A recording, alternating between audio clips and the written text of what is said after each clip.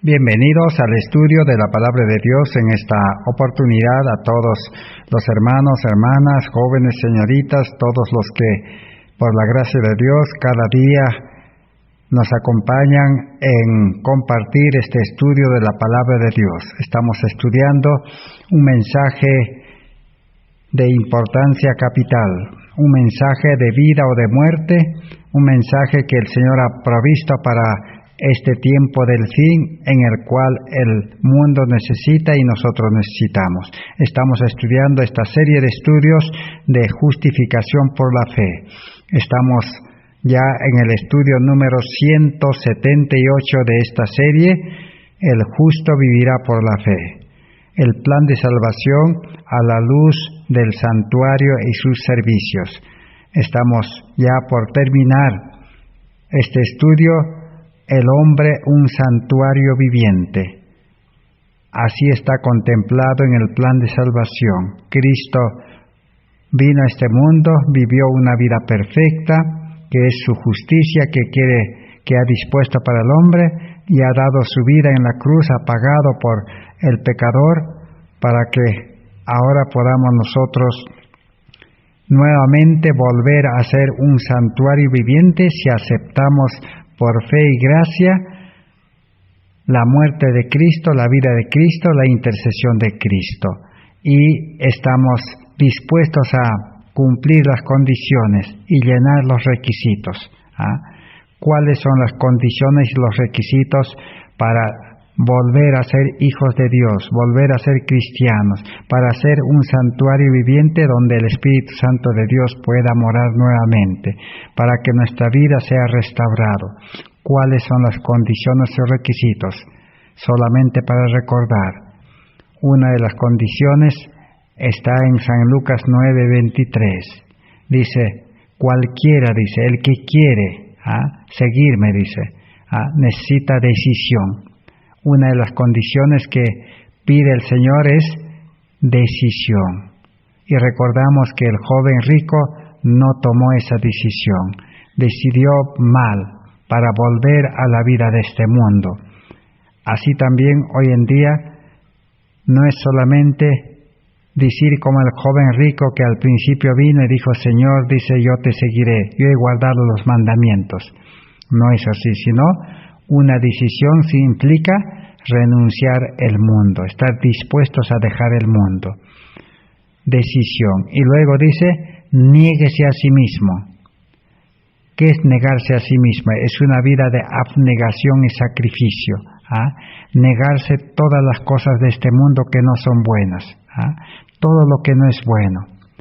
Y solamente aceptar todas las buenas cosas que vienen del cielo, que son de Dios, que son de Cristo. Abnegación, sacrificio.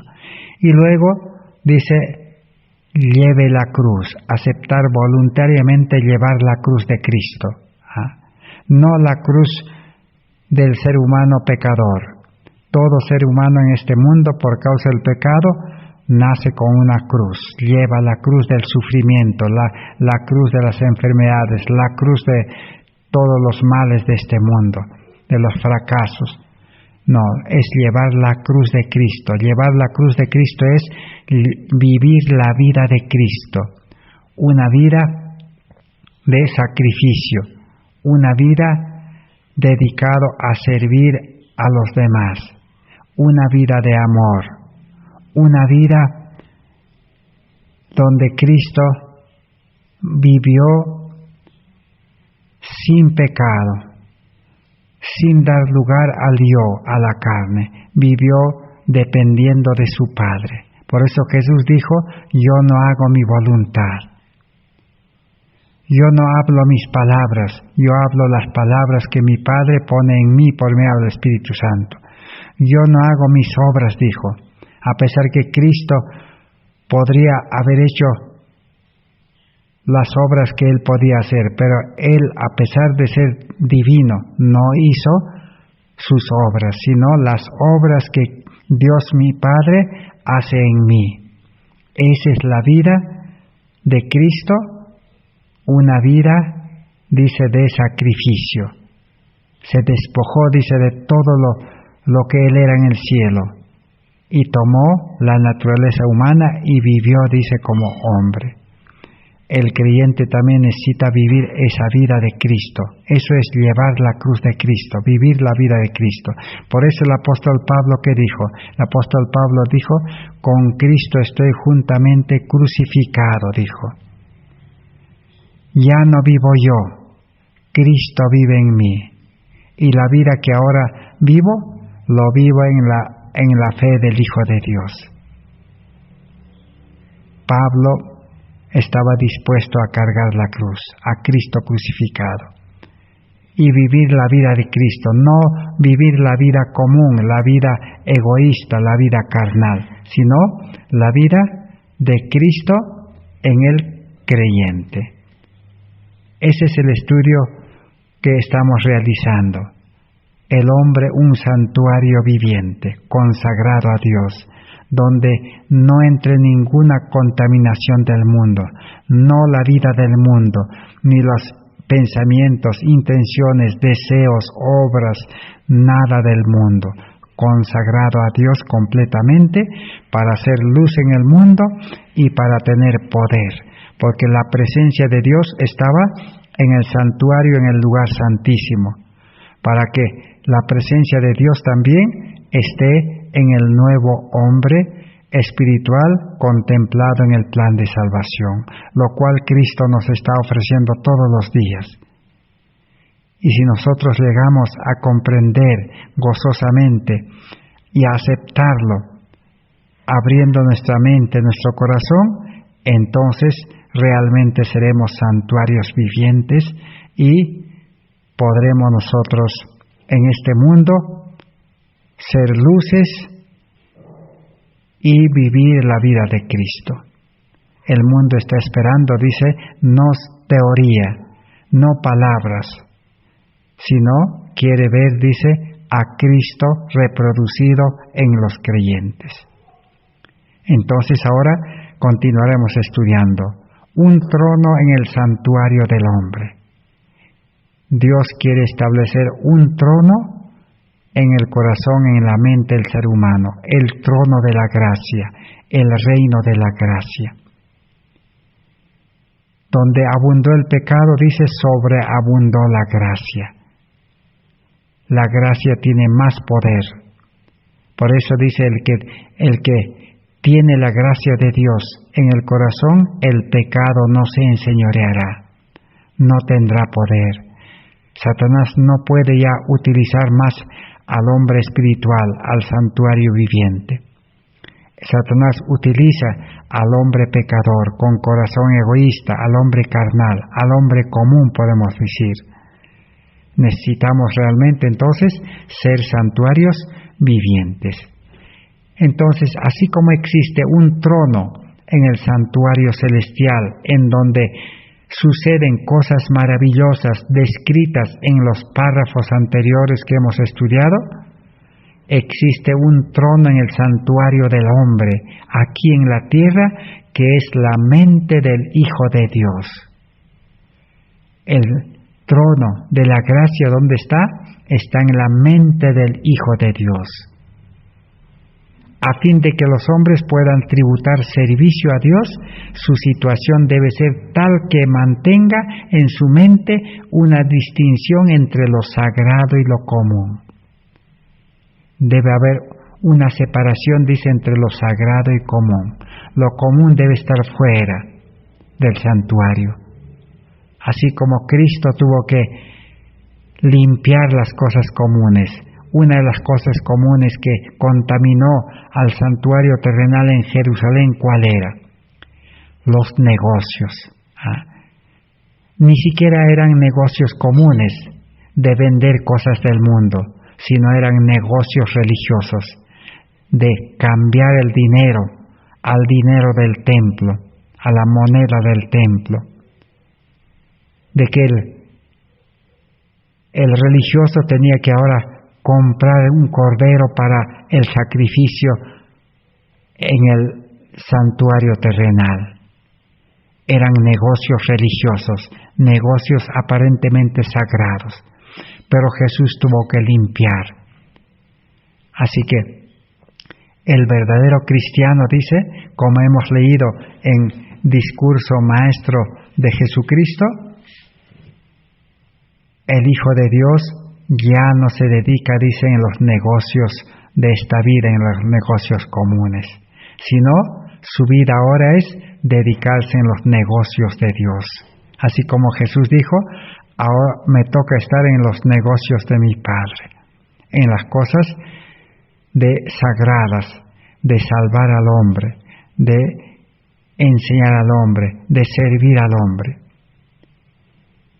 Por eso sigue diciendo, los que tienen ideas amplias, pensamientos y aspiraciones nobles, son los que fortalecen todos los pensamientos elevados como en el trono en las cosas divinas. Felices son los que tienen un santuario, sea alto o humilde, en la ciudad o entre las escarpadas cuevas de la montaña, en la humilde choza o en el desierto. Si es lo mejor que pueden ofrecer al Maestro de Galilea, Él santificará ese lugar con su presencia y será santo para el Señor de los ejércitos. Entonces aquí estamos comparando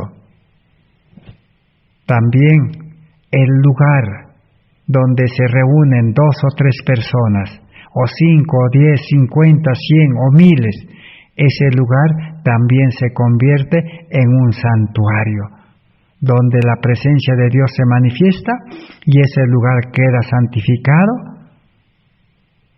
Así también dice, si Cristo mora por el Espíritu Santo en el corazón del ser humano, en una vida nueva, entonces también es un santuario viviente. Cuando Dios le dijo a Moisés que hiciera un santuario para habitar o tabernacular con su pueblo, deseaba enseñarlo a su pueblo 2 verdades paralelas y a la vez complementarias.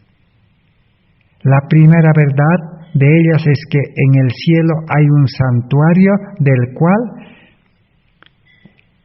construyeron en el desierto una copia, un símil, una figura que representaba al original.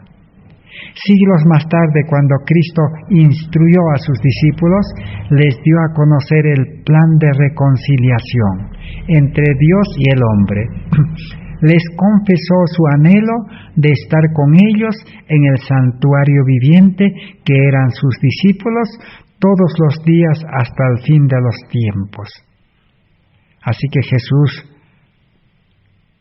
les enseñó también a los discípulos esa doble lección. Un santuario donde los seres humanos pueden reunirse. Y es un santuario, un lugar sagrado, cuando la presencia de Dios está allí. Pero ¿qué pasó en Jerusalén? Dice que en Jerusalén ya no estaba la presencia de Dios. ¿Cuándo se retiró completamente la presencia de Dios?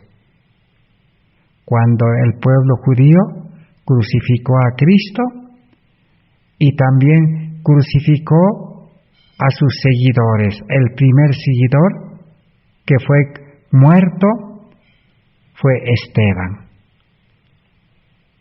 Aún Dios les dio un tiempo extra de gracia después de la muerte de Cristo. Los discípulos predicaron en Jerusalén, pero cuando Esteban,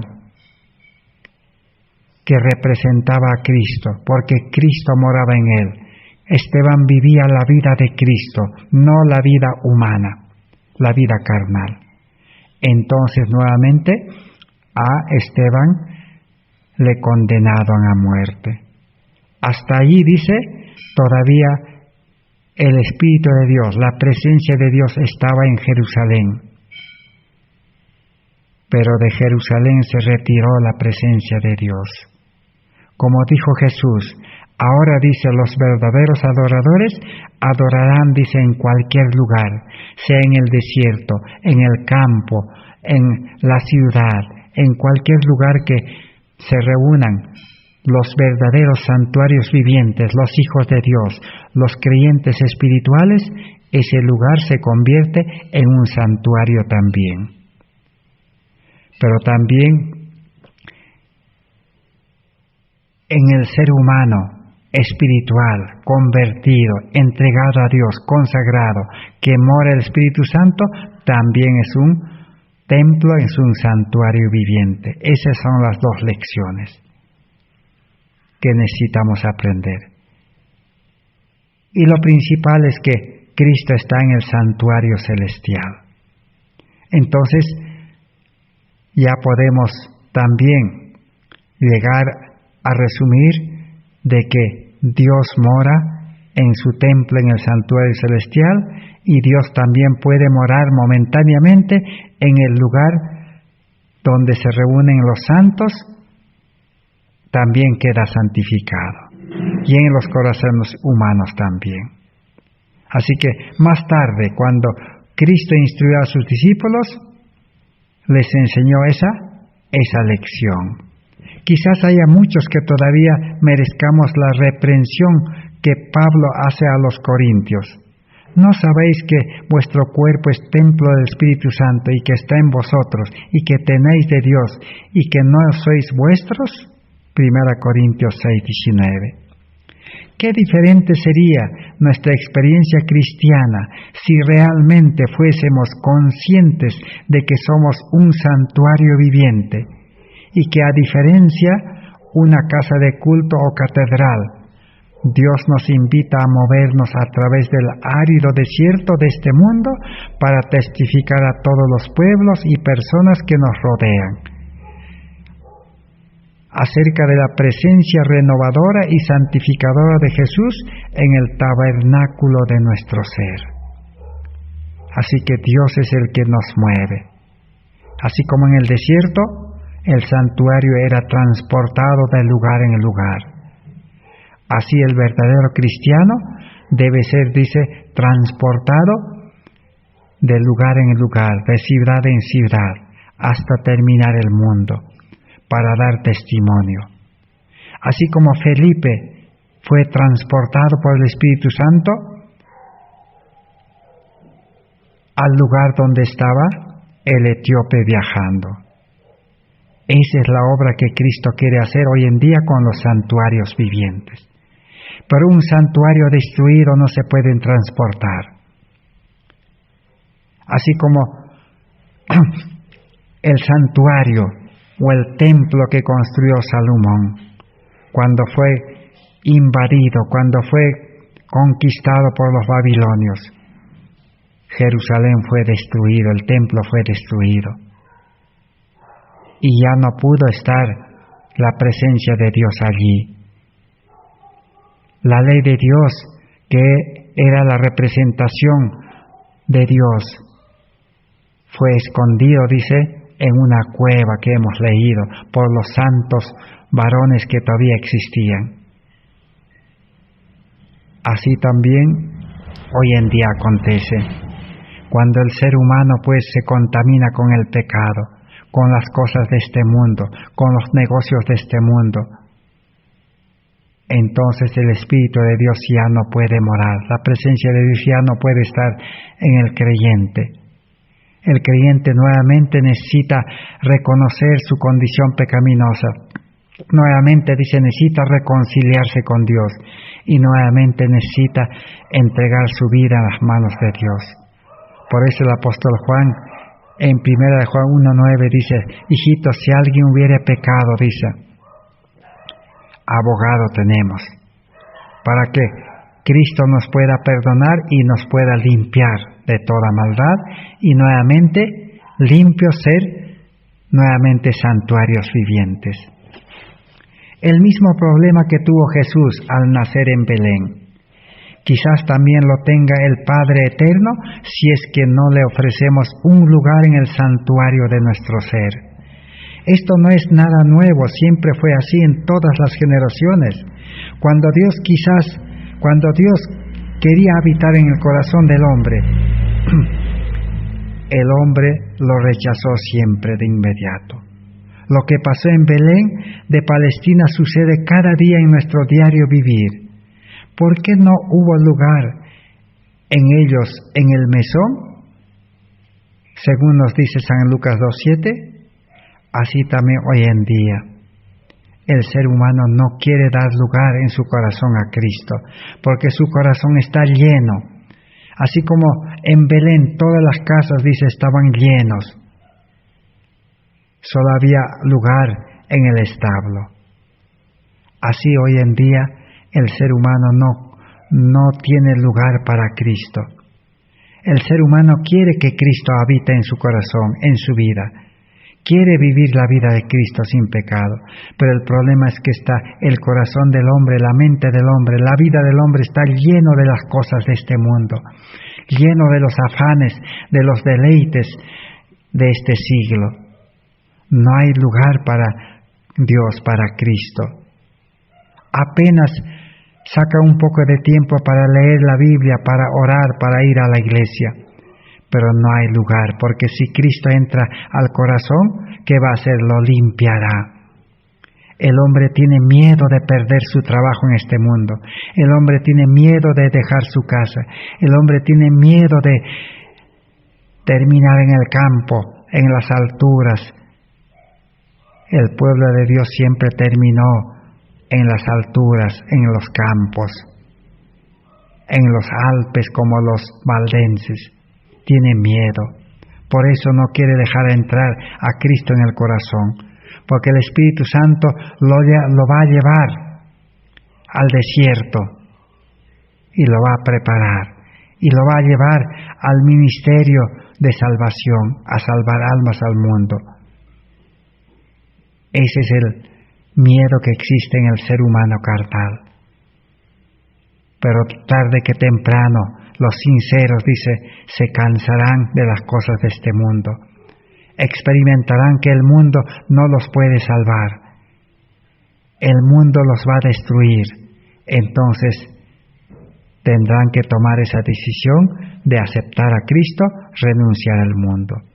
Muchos piensan que sería un gran privilegio visitar el escenario de la vida de Cristo en la tierra, andar donde Él anduvo, mirar el lago en cuya orilla se deleitaba en enseñar, y las colinas y valles en los cuales Jesús enseñaba. Muchos quieren ir a ese lugar, visitar, pero no necesitamos, dice, ir a Nazaret, a Capernaum, a Betania, para andar en las pisadas de Jesús. Hallaremos sus huellas al lado del lecho del enfermo, en los tugurios de los pobres, en las atestadas callejuelas de la gran ciudad, y en todo lugar donde haya corazones humanos que necesitan consuelo, atención. Al hacer como Jesús hizo cuando estaba en la tierra, andaremos en sus pisadas. Deseado de todas gentes, página 595. Podemos vivir la vida de Cristo, podemos andar con Cristo si dejamos entrar a Cristo en nuestro corazón. Es recibir la palabra viviente que es Cristo.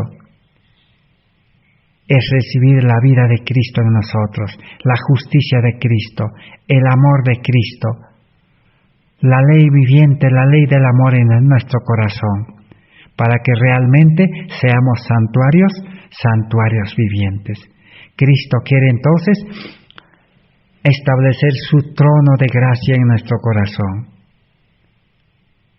No seamos como los judíos que rechazaron, dice. No seamos como los habitantes de Belén, que no dieron un lugar en sus casas. Pero de todas maneras, Cristo está esperando. Esperará hasta el último momento. Necesitamos vivir con Jesús, dice, en nuestro santuario cada día. Señales de los tiempos del 7 de agosto de 1885 dice así: No hagáis cálculos para meses o años, porque estos no son vuestros. Se os entrega un breve día, y es ese único día trabajad para vosotros mismos y para vuestra familia como si fuera el último día. El ser humano en este mundo solo tiene un día nada más. Ese día no podemos desperdiciar ocupándonos, dicen, las cosas de este mundo. Tenemos que trabajar para salvar nuestra familia, para salvar el mundo, para salvarnos nosotros mismos. Cada día tenemos que hacer un pacto, una decisión, una entrega, una conversión, un nuevo nacimiento. Por eso Pablo dice, cada día muero. Cada día tenemos que morir al hombre carnal para nacer a vida espiritual. Cada día tiene que ser nuevo. No necesitamos ocuparnos en el pasado. El ayer ya pasó, ya está muerto, es cadáver. ¿Para qué lamentarnos del pasado? Pero tampoco para qué preocuparse del futuro, dice. Muchos se preocupan del futuro. Mañana qué comeré, mañana con qué vestiré, mañana qué haré con mi familia, mañana qué trabajaré. No, necesitamos hoy. Hoy es el día de la salvación. El mundo no debe tener lugar en este día que vivimos. Entregad, dice, todos vuestros planes a Dios para llevarlos adelante o abandonarlos según os lo indique la providencia de Dios, el Espíritu Santo. Cada día tenemos que someter nuestra vida a nuestros planes. Señor, hoy debo ir a mi trabajo o ya no, Señor. Estoy dispuesto para las dos cosas. Señor, hoy día debo alimentarme con los alimentos del mundo o con los alimentos del maná, ese pan del cielo. Estar dispuestos. Señor, hoy día debo seguir viviendo en la ciudad o debo ir al campo. Estar dispuestos a aceptar cómo el Espíritu Santo, el poder de Dios nos lleve. De esa manera, dice, estaréis colocando vuestra vida día tras día con sus planes y propósitos en las manos de Dios, aceptando sus planes en lugar de los vuestros. No importa cuánto interfieran con vuestros arreglos, ni cuántos proyectos agradables hay que abandonar. Así la vida cada vez se amoldará más y más al modelo divino. Y la paz de Dios que sobrepuja todo entendimiento, que supera todo entendimiento, sabiduría, guardará vuestro corazón y vuestros pensamientos en Cristo Jesús. Filipenses 4:7. Esa es la única forma de vivir en paz, de producir frutos de gozo, de alegría, de amor, de bondad, de temperancia, de amor. Eso es vivir la vida de Cristo en naturaleza humana. La vida carnal, la naturaleza humana, solamente debe ser un instrumento, un canal, un medio nada más. La vida cristiana es vivir la vida de Cristo. Ese es el mensaje de justificación por la fe. Eso es aceptar a Cristo como nuestra justicia, como el manto de la justicia que debe cubrirnos. En Revista Heraldo del 25 de abril de 1912 dice así: así como seguimos el curso de una corriente de agua por la huella del verdor que produce, así también Cristo podía ser visto en los actos de misericordia que marcaron su senda a cada paso. Así como en un río podemos seguir de dónde viene el agua, dónde hay verdor, así hoy en día podemos saber si vivimos en la vida espiritual o en la vida carnal. Si vivimos la vida de Cristo en vida espiritual, entonces el Espíritu Santo nos llevará, dice, a asistir, a atender a cuidar a los enfermos, a enseñarles la vida sana, los remedios naturales, la alimentación natural, enseñar a los enfermos, a los dolientes. Eso es lo que indica, ese será el indicativo que marcará que estamos en el camino correcto. Pero si estamos en los afanes de este mundo, si estamos en las actividades de este mundo, en la educación del mundo, en la alimentación del mundo, en la economía del mundo, eso indica que estamos en el camino ancho. Nuestro cuerpo está destruyéndose, nuestro santuario está en destrucción, el Espíritu Santo, Dios, no puede morar allí. Necesitamos tomar una decisión, hacer un giro, decir, Señor, mi vida se está destruyendo, se está derrumbando mi familia, no encuentro paz, alegría, placer. El enemigo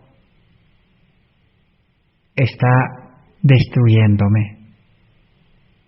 Así que esa es la decisión que necesitamos tomar.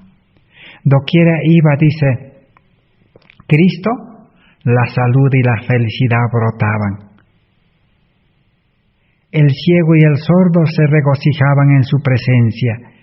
El rostro de Cristo era lo primero que muchos ojos contemplaban. Sus palabras lo primero que jamás habían resonado en sus oídos. Sus palabras eran al ignorante, se le abrían y era una fuente de vida. El ignorante se volvía sabio. Él disipaba sus bendiciones con abundancia y constantemente, dice. Estas eran almacenados, dice, como tesoros para la eternidad, las palabras de Dios. Y los ricos dones del Señor, el hombre los recibía y los disfrutaba. La obra de santificación entonces comienza en el corazón y debemos tener tal relación con Dios que Jesús pueda poner su molde divino sobre nosotros. Hemos de vaciarnos del yo a fin de dar lugar a Jesús. Pero ¿cuántos tienen sus corazones tan llenos con ídolos que no dejan lugar para el Redentor de la humanidad? ¿Y cuáles son esos ídolos? Esos ídolos que amamos son las cosas de este mundo. Y el corazón está lleno, dice, que no hay lugar para Cristo. En vano podemos decir, Señor, entra a mi corazón, te entrego mi vida, pero está lleno, no hay lugar. El mundo mantiene en cautiverio el corazón del hombre. Estos centran sus pensamientos y afectos en sus negocios, su posición y su familia. Se aferran a sus opiniones y hábitos y los acarician como a ídolos. No nos sometamos al servicio del yo. Aferrémonos y no nos aferremos a nuestras ideas y hábitos. Y de ese modo excluiremos la verdad a Cristo y a Dios. Debemos vaciarnos del yo, despojarnos del yo. Pero eso no es todo lo que se requiere. Cuando renunciemos a nuestros ídolos, el vacío debe ser llenado.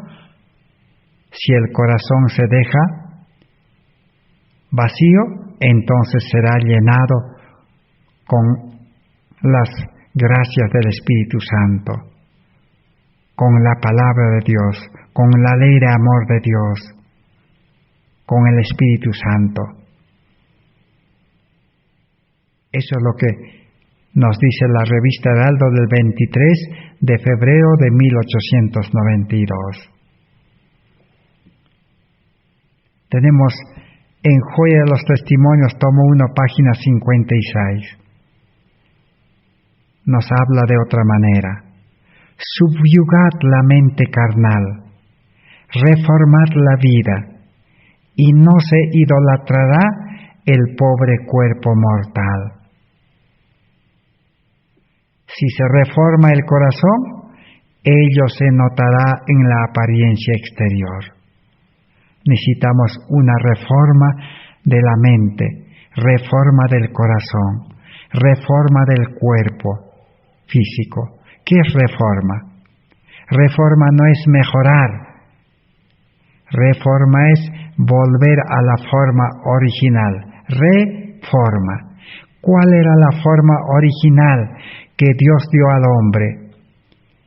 Esa era la forma original, la vida de Adán, que creó. Es el original. El hombre original era Adán y Eva. ¿Cómo Dios creó a Adán y Eva? Con una mente, dice, sabio, poderosa, con el amor de Dios en el corazón, un amor espiritual, una vida espiritual, plena en Cristo, y un cuerpo sano. Esa era la forma original. En el plan de redención, Cristo también ha provisto eso.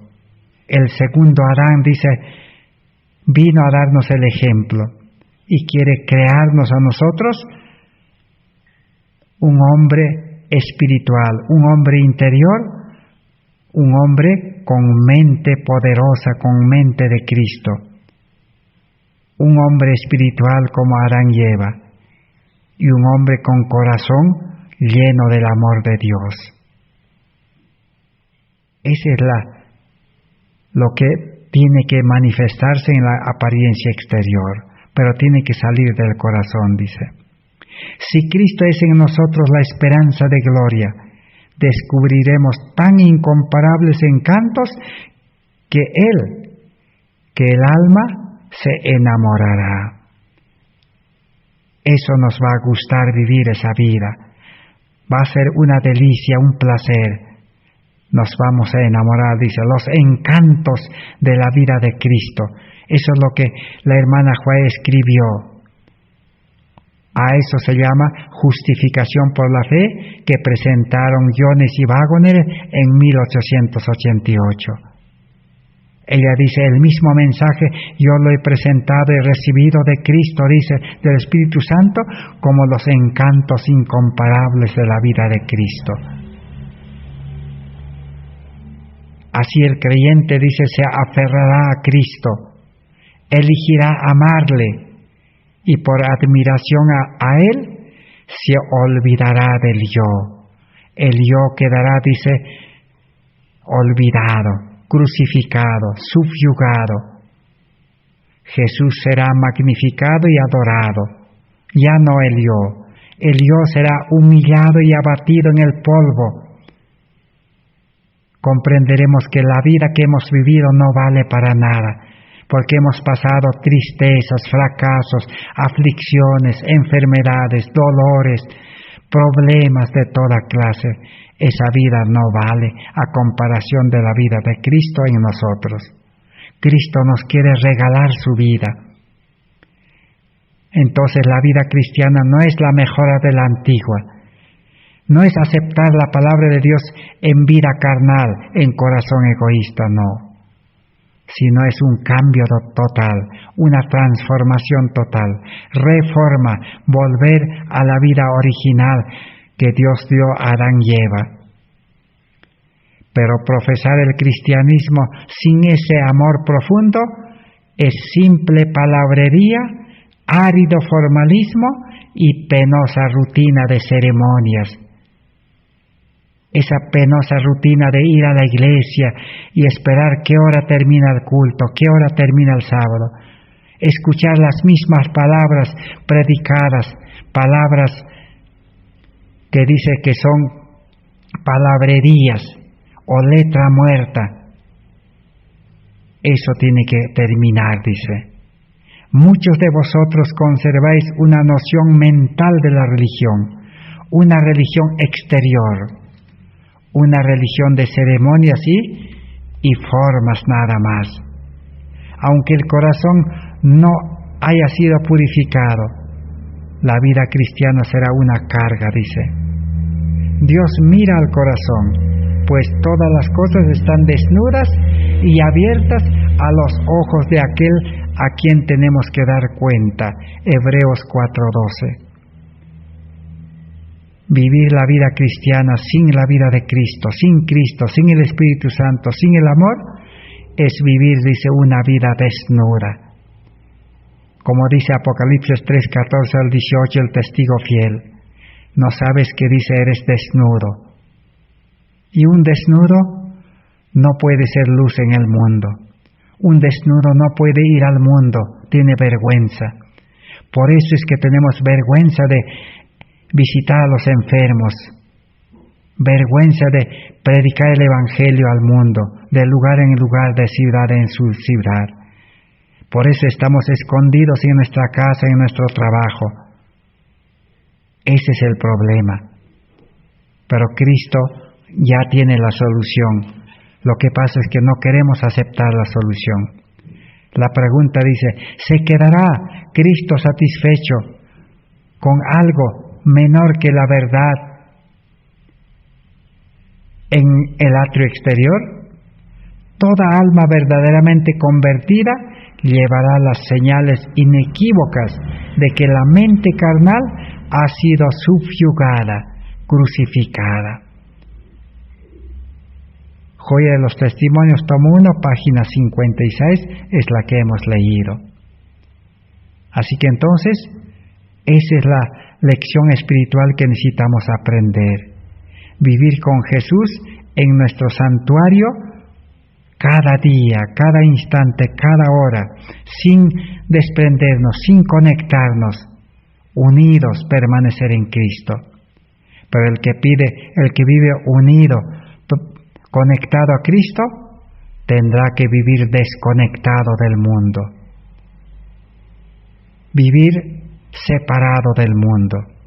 No se puede vivir conectado, unido al mundo y al mismo tiempo estar unido a Cristo. Eso es imposible. Por eso el profeso cristiano no quiere renunciar al mundo. No quiere renunciar al lugar donde vive. Ya hemos hablado bastante de eso y necesitamos recordar.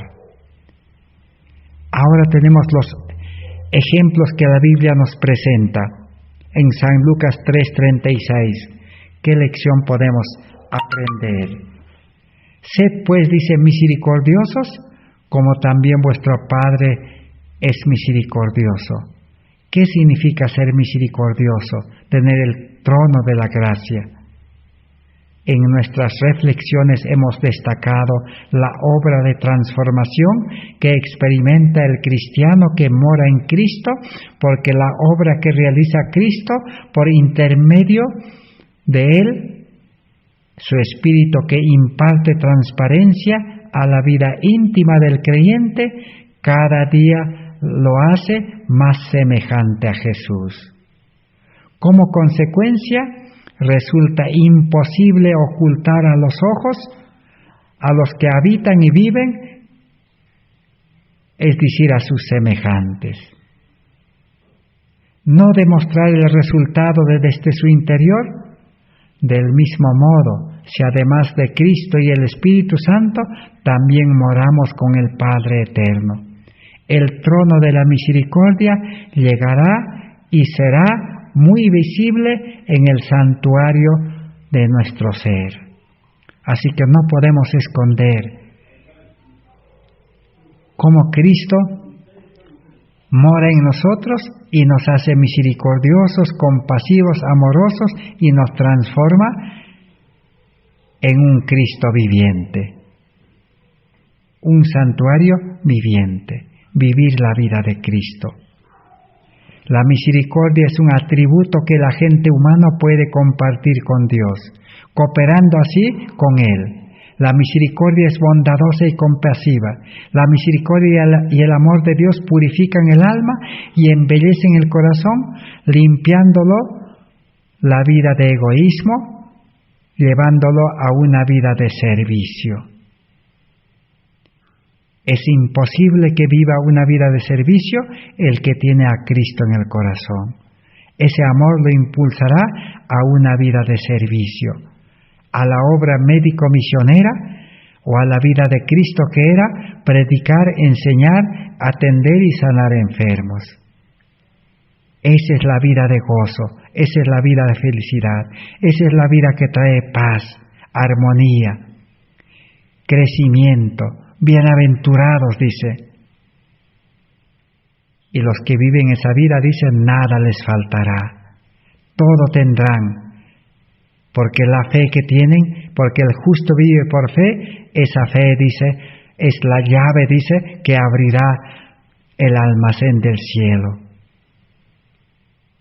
Entonces el amor de Dios por la hueste angelical es una parte de sí mismo, directa y positiva en su divinidad. El amor de Dios por la raza humana es una forma peculiar, un amor nacido de la misericordia, pues el ser humano es completamente inmerecedor de ese amor. Pero una vez que reciba ese amor, entonces tiene todo. La misericordia implica la imperfección de aquel sobre quien se lo confiere. La misericordia comenzó su existencia activa debido a la imperfección del hombre, debido al pecador. Dios mandó la misericordia en Cristo. El pecado no es objeto del amor de Dios, sino de su odio. Sin embargo, se compadece del pecador porque el culpable lleva la imagen del Creador y ha recibido de las facultades que hacen posible que pueda llegar a ser hijo de Dios, no por sus propios méritos ni por sus propias obras, sino por los méritos imputados de Jesucristo por el gran sacrificio que el Salvador ha hecho en favor del hombre pecador. La iglesia militante, los hijos del hombre siempre necesitan ser restaurados de los resultados del pecado. Todos dependemos el uno del otro, casi invariablemente. Un hombre que es superior a otro en algo, le es inferior en otros aspectos. El que coopera con Dios mostrando misericordia se coloca en una posición donde Dios le extenderá su misericordia. El amor y la misericordia de Dios siempre se extienden a los pecadores. Los que han pecado contra Dios rehusarán perdonar y aceptar a un pecador arrepentido. No, Dios nos amó cuando todavía éramos pecadores. Necesitamos llevar ese amor y la misericordia al mundo. Perdonar a los pecadores, perdonar aún a nuestros enemigos. Esa es la vida de paz y gozo que pueden disfrutar los verdaderos creyentes hijos de Dios. Estamos ya llegando a terminar. Y Jesús nos dice, Mateo 5:44, pero yo os digo, amad a vuestros enemigos, bendicid a los que os maldicen, haced bien a los que os aborrecen, y orad por los que os maltratan y persiguen. Solo podemos amar si Cristo mora en nosotros, si somos santuarios vivientes.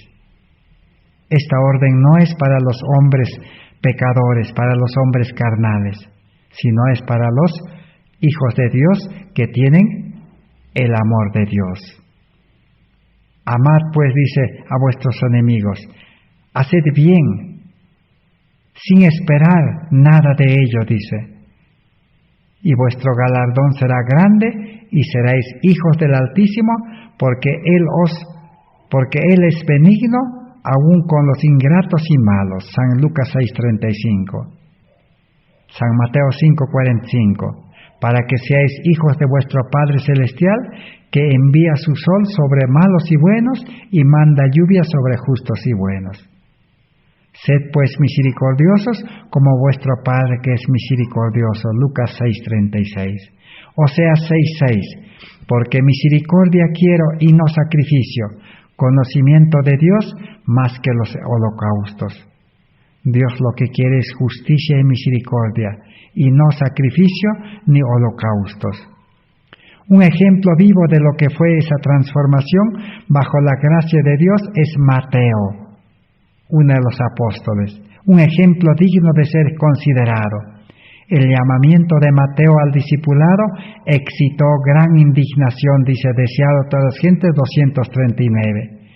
Que un maestro religioso elige a un publicano como uno de sus compañeros inmediatos. Era una ofensa contra las costumbres religiosas, sociales y nacionales.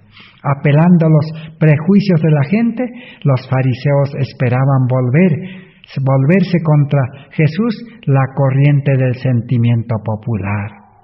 Jesús eligió a un publicano, a un cobrador de impuestos, a un negociante, a un empresario.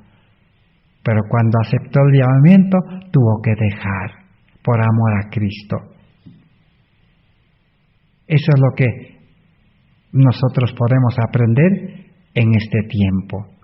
Mateo, siendo un pecador despreciable, por la gracia de Dios, entregó su mente, su corazón, para que Jesús lo santificara, su vida, como el único que debía llevar una vida espiritual. Para Mateo mismo, el ejemplo de Jesús es el banquete, fue una constante lección. El publicano despreciado vino a ser uno de los evangelistas más consagrados y poderosos.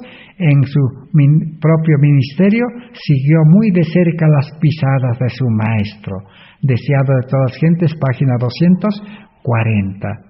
Así hoy Dios nos quiere santificar, Dios nos quiere convertir en sus mensajeros. En su agradecida humildad, dice, Mateo deseaba mostrar su aprecio por el honor que se le había concedido. Y reuniendo a los que habían sido sus asociados en sus negocios, en el placer y en el pecado, hizo una gran fiesta para el Salvador. Si Jesús lo llamaba a pesar de ser tan pecador e indigno, seguramente aceptará a sus anteriores compañeros, dijo él, quienes según pensaba, Mateo eran mucho más merecedores que él. Mateo tenía un gran anhelo de que ellos compartiesen los beneficios de la misericordia y gracia de Cristo. Deseaba que ellos supiesen que Cristo no despreciaba ni odiaba a los publicanos y pecadores. Quería que ellos conociesen a Cristo como el bendito Salvador. Jesús nunca rehusaba una invitación a tales fiestas. El objeto que estaba siempre delante de él era sembrar en el corazón de sus oyentes las semillas de la verdad y mediante su conversación persuasiva atraer los corazones hacia sí. En cada uno de sus actos, Cristo declaraba que aún los publicanos y pecadores no estaban excluidos de su presencia, aún los fariseos podrían también ser salvos. Y vieron a Cristo visitando a los publicanos y pecadores y comiendo con ellos, esos hombres que pretendían ser justos, que no sentían necesidad de ayuda, no podían apreciar la obra de Cristo. Se colocaban donde no podían aceptar la salvación que había venido a traer. Ellos no acudían a Él para poder tener vida. Los pobres publicanos y pecadores sentían su necesidad y aceptaban la instrucción y la ayuda que sabía que Cristo podía darles. Señales de los tiempos del 23 de junio de 1898.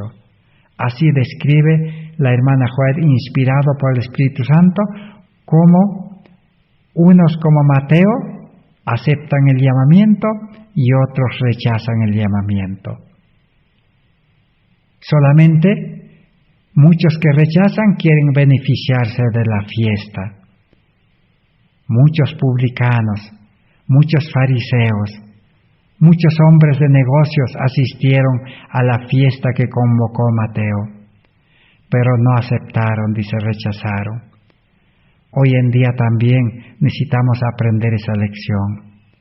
Muchos son llamados, convocados a las iglesias, se bautizan, aceptan muchos cargos, disfrutan de la palabra, disfrutan de las reuniones, disfrutan de la compañía de los creyentes, pero no quieren aceptar como Mateo porque no quieren dejar su trabajo, su actividad, su comodidad, su vida de este mundo. Necesitamos aprender de Mateo. Mateo estaba dispuesto a dejar todo para seguir a Jesús y aprender a servir a la humanidad. Así es el Evangelio de salvación de las buenas noticias para muchos. Para otros el Evangelio es una mala noticia, porque como el joven rico se quedarán tristes en este mundo y terminarán tristes en este mundo también. Necesitamos escoger hoy si aceptamos a Cristo o si rechazamos a Cristo. Los judíos rechazaron a Cristo y aceptaron a César, a Roma, al mundo, y aceptaron a Barrabás. Una vida pecaminosa, seguir viviendo en pecado en este mundo y pecando, creyendo que Dios nos va a perdonar. El perdón es condicional. ¿Cuál es la condición? La condición es estar dispuesto a dejar la vida de pecado. No hay verdadero arrepentimiento si uno no está dispuesto, dice, a dejar esa vida de pecado, a aceptar una reforma, volver a la forma original, ser creado de nuevo para buenas obras. Esa es la salvación en la justificación por la fe. Esa es la salvación que el pueblo de Israel, los judíos, no entendieron en la enseñanza del santuario. Jesús quería enseñarles una lección práctica en el santuario y sus servicios y ellos no comprendieron. Les gustó las ceremonias, les gustó las fiestas, les gustó todo, pero menos entregar sus vidas y nacer a una vida nueva. Porque el hombre espiritual ya no le interesan las cosas de este mundo. Hoy en día también al cristianismo, a los religiosos, nos gusta ir a la iglesia, nos gusta reunirnos, nos gusta que la iglesia sea como un club social, nos gusta calmar nuestra conciencia con cumplir las ceremonias, con hacer oraciones, con ayunar, con predicar la teoría del Evangelio sin la experiencia. La vida cristiana, dice, es una experiencia. Justificación por la fe es una vivencia, una experiencia con Cristo, vivir la vida de Cristo, tener el carácter de Cristo, tener la fe de Cristo, la mente de Cristo y vivir la vida de Cristo predicando el Evangelio con poder. Y estar dispuestos a asumir las consecuencias si es que somos perseguidos y si somos mártires. Aunque el último libro de Apocalipsis dice que los que aceptan a Cristo serán vencedores por la sangre de Cristo. Vencerán, dice, a la bestia, a su imagen, vencerán a los poderes de este mundo, vencerán el pecado en su corazón, al yo, y vencerán al tentador, al enemigo. Una vida de victoria. Así terminará la vida de los verdaderos creyentes. Y los que no aceptan dejar el mundo terminará en fracaso, en enfermedad, en tristeza y en muerte. ¿Cuál escogemos? Está en nuestras manos. Que Dios bendiga su palabra y el Espíritu Santo pueda llevarnos a una decisión final. El día de mañana seguiremos estudiando Para terminar este estudio, un santuario en el desierto. Recordaremos cómo Dios hizo construir ese santuario en el desierto. Nosotros también estamos en el desierto de este mundo. El mundo parece un desierto porque no hay vida, todo es destrucción. Necesitamos que Cristo nos pueda construir como un santuario en el desierto. Gracias por vuestra atención. Será hasta el próximo estudio. Amén.